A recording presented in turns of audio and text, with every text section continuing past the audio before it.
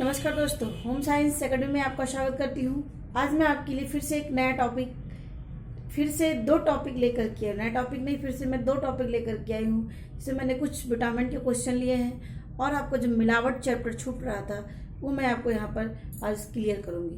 तो चलते हैं अपने वीडियो की तरफ। ये हमारा है कुछ विटामिन के और ये आपके मिलावट के डिटेल चैप्टर में। अब देखते हैं, इसमें पहला है हमारा प्रतिरक्षा प्रणाली, यानी जो हमारे कह सकते हैं इम्यून पावर के लिए कौन से विटामिन जिम्मेदार होते हैं जिसकी वजह से हमारी रोग प्रतिरोधक क्षमता कम हो जाती है। तो वो आपके विटामिन सी है, जिसका रासायनिक नाम होता है एस्कॉर्बिक एसिड। क्या होता है? Ascorbic acid. अब दूसरा क्वेश्चन हमारा संक्रमण रोधी यानी एंटी इन्फेक्शन विटामिन को कौन सा होता है, किस जो एंटी इन्फेक्शन विटामिन के नाम से कौन सी विटामिन को जानते हैं? तो विटामिन ए। कौन सा है? Vitamin A. और विटामिन ए का रासायनिक नाम है आपका रेटिनॉल, और ये प्रिकर्सर के रूप में कैरोटीन को जाना जाता है। और इसकी खोज फंक ने किया था 1912 में। नेक्स्ट क्वेश्चन है आपका ऑस्टियोमलेशिया। ऑस्टियोमलेशिया जो है किस विटामिन की कमी से होता है? ये विटामिन डी की कमी से होता है। ये हड्डी संबंधी रोग होता है। देखिए, दो होता है, एक ऑस्टियोमलेशिया होता है, एक ऑस्टियोपोरोसिस होता है। जो ऑस्टियोमलेशिया होता है ये जो होता है ये एडल्ट को होता है, जिससे हड्डियां काफ़ी कमज़ोर हो जाती हैं और बैक पेन होता है। और जबकि जो ऑस्टियोपोरोसिस होता है ये ओल्ड एज में होता है। ऑस्टियोपोरोसिस ओल्ड एज होता है, जिसमें जो हड्डियां होती है क्षणभंगुर हो जाती हैं, यानी थोड़ी सी ही चोट लगने पर वो टूट जाती हैं। तो वो होता है ऑस्टियोपोरोसिस और ये होता है ऑस्टियोमलेशिया। अब दूसरा है, और इसका जो है रासायनिक नाम होता है वो आपका क्या है? कैल्सीफेरॉल। क्या है? कैल्सीफेरॉल। अब देखिए नेक्स्ट हमारा अल्ट्रावायलेट रेज, यानी जो सूरज की किरणों से हमारे जो शरीर, हमारी जो त्वचा होती है किस विटामिन का निर्माण करती है? सूरज की किरणों के प्रेजेंस में, की उपस्थिति में कौन से विटामिन का निर्माण होता है? तो वो 7-डिहाइड्रोकोलेस्ट्रॉल का निर्माण होता है। कौन सा? 7-डिहाइड्रोकोलेस्ट्रॉल का निर्माण होता है। नेक्स्ट हमारा है शरीर में कैल्शियम फास्फोरस के अवशोषण, यानी हमारे शरीर में जो कैल्शियम और फास्फोरस पाए जाते हैं उनके अवशोषण के लिए कौन से विटामिन की आवश्यकता पड़ती है? तो आपको कौन सा है? ये विटामिन डी। ये लगभग क्वेश्चन आपके आते हैं कि कैल्शियम और फास्फोरस के अवशोषण के लिए कौन से विटामिन है? तो आपका कौन है? Vitamin D. नेक्स्ट है विटामिन ए। विटामिन ए को हम अनसैचुरेटेड एल्कोहल के नाम से भी जानते हैं। अनसैचुरेटेड एल्कोहल के नाम से विटामिन ए को जानते हैं। नेक्स्ट D3 क्या है? विटामिन D3 की कमी से सीलियक रोग होता है। इस रोग में जो होता है अस्थि विकृति, यानी अस्थियों में विकृति उत्पन्न हो जाती है और व्यक्ति बौनापन हो जाता है, यानी व्यक्ति जो है ये इसकी कमी लगातार व्यक्ति बौना होता है। Next zinc. जिंक को स एंजाइम या एंजाइम का सघटक के नाम से, यानी एंजाइम का सघटक होता है कौन? जिंक। नेक्स्ट हमारा है कोबाल्ट। दोस्तों, जो कोबाल्ट होता है विटामिन B12 का घटक होता है, जो आरबीसी के निर्माण में ये सहायक होता है। और ये जो होता है हमारे कह सकते हैं आयरन के साथ भी इसका इम्पोर्टेंट रोल होता है। नेक्स्ट हमारा है एक व्यक्ति का प्रतिदिन वसा, यानी एक व्यक्ति को प्रतिदिन कितनी वसा लेनी चाहिए? तो वो 30 ग्राम जो है प्रतिदिन वसा लेनी चाहिए। लेकिन कौन सी वसा लेनी चाहिए? जो आपके लिए नुकसान दे ना हो, यानी आपको कह सकते हैं जो आपके असंतृप्त होते हैं ऐसे ही वसा का यूज करना चाहिए। असंतृप्त में आपके होते हैं वसा, जो असंतृप्त वसा होते हैं जिसमें आपके सरसों का तेल, सूरजमुखी का तेल, cod liver oil, shark liver oil, जो इनको अनसैचुरेटेड फैटी एसिड में आते हैं। तो इनको खाने से हमें नुकसान नहीं करता या हमारे लिए ज़्यादा नुकसानदायक नहीं होते। नेक्स्ट विटामिन डी और नियासिन, जो मानव शरीर में, यानी हमारे शरीर में ये बनते हैं या कह सकते हैं संश्लेषित होते हैं। क्या है? मानव शरीर में संश्लेषित होते हैं कौन? विटामिन डी और नियासिन। विटामिन नियासिन का रासायनिक नाम होता है निकोटिनिक एसिड और इसको विटामिन PP के नाम से भी जानते हैं। नियासिन को विटामिन PP के नाम से भी जानते हैं। नेक्स्ट क्वेश्चन है विटामिन डी। विटामिन डी की कमी से जो होता है टिटैनी नामक रोग हो जाता है। क्या हो जाता है?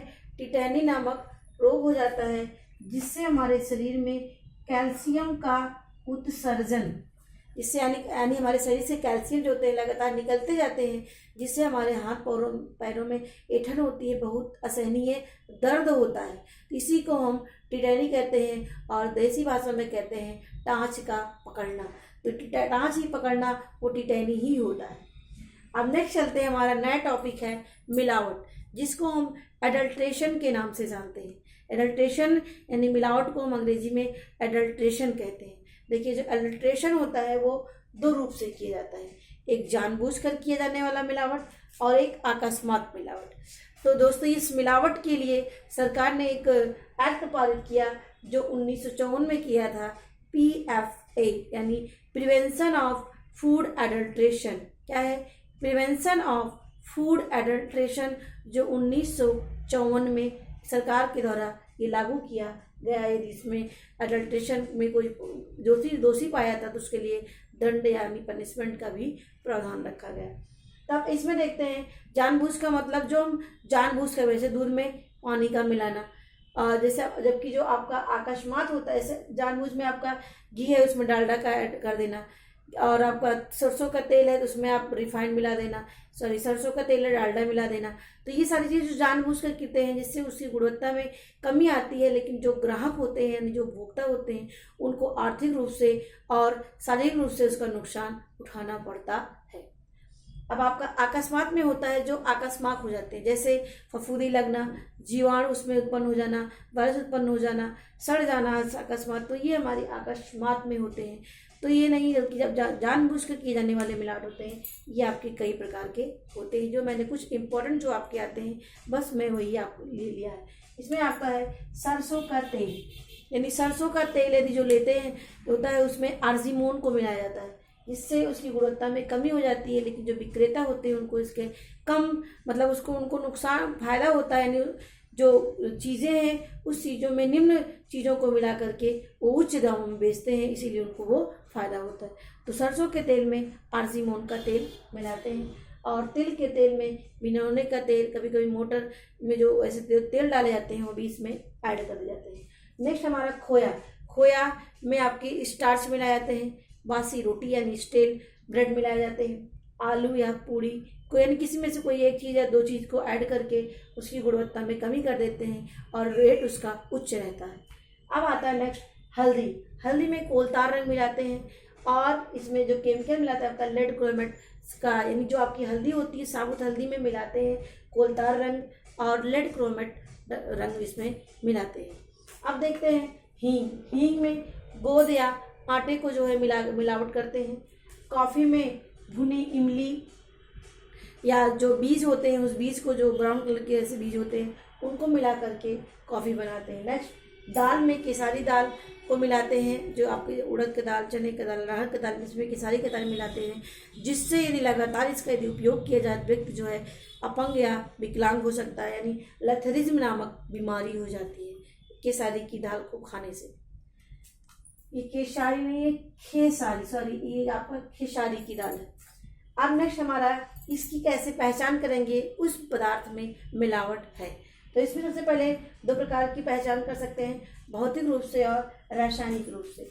भौतिक रूप से और रासायनिक रूप से।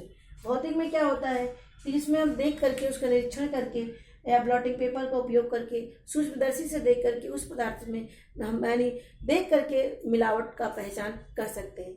लेकिन जो चीज़ें मिली हुई होती हैं उसकी हम पहचान कुछ केमिकल के द्वारा करते हैं। जैसे दाल में यदि मिलावट हो, आपकी केसारी की दाल है तो उसमें HCl की बूंद डालते हैं, उसमें घोलते हैं, उसमें क्या होता है गुलाबी रंग हो जाए दाल का, तो इसका मतलब यानी जो HCl घोल हो आपका यदि वो गुलाबी हो जाता है तो यानी दाल में जो है मिलावट हुई है। नेक्स्ट यदि घी में डालडा मिला हुआ है तो HCl यानी हाइड्रोक्लोरिक एसिड का मिलाते हैं, यदि उसका भी रंग गुलाबी हो जाता है तो हम जानते हैं इसमें जो है मिलावट हुआ है। नेक्स्ट सरसों के तेल में आर्जिमोन का तेल मिलाया गया है तो उसमें नाइट्रिक अम्ल से इसको चेक कर सकते हैं। यदि उस चेक में लाल रंग नाइट्रिक अम्ल हो जाता है तो हम इसको जान सकते हैं कि जो होता है ये इसमें मिलावट हुई है। नेक्स्ट मक्खन में स्टार्च मिलाया गया हो या कुछ और अन्य चीज़ें उसमें मिलावट की गई हो, तो उसमें आयोडीन के द्वारा चेक करते हैं। यदि आयोडीन को मिलाने पर उसका रंग नीला हो जाता है तो हम पहचान कर सकते हैं कि इसमें जो है मिलावट हुआ है, स्टार्च की मिलावट हुई है। नेक्स्ट, मसाला, यानी जो हम मसाला खरीदते हैं यदि इसमें मिलावट हुई रहती है कंकड़ की, बालू की, तो उसको हम कार्बन टेट्राक्लोराइड से इसकी पहचान कर सकते हैं। नेक्स्ट है कॉफ़ी।